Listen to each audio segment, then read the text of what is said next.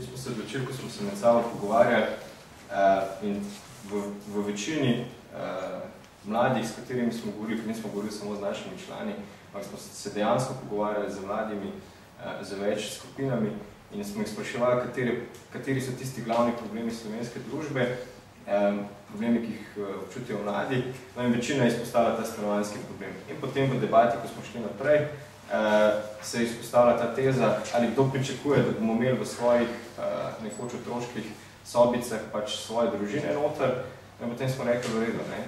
Če se to pričakuje od nas, potem pa tako damo tistim, ki so v Sloveniji odgovorni za to stanje, nekaj iz teh sobic in tako dajemo, pač po pošti bomo poslali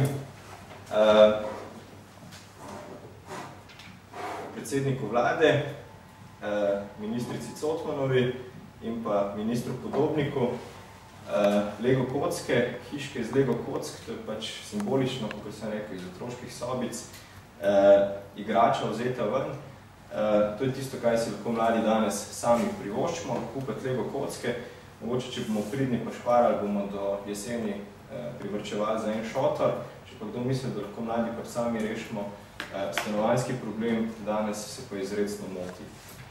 In če za konec tej simbolične potezi reče samo še to, ne. Če kdo misli, da bo trg rešil stvari in prepuščal vse stvari trgu, je to povsem neracionalno pričakovanje. In če grem še naprej, tudi ustava kot vrhovni akt te države ne govori o temu, da naj stvari rešuje trg. Govori o temu, da bo država oblikovala pogoje. Državo pa vodi, oziroma pač izvršni del vodi predsednik vlade in pa ministri. In te ministri in pa predsednik vlade bodo dobili tele naše hiške. Mogoče se bo še igrali z njimi.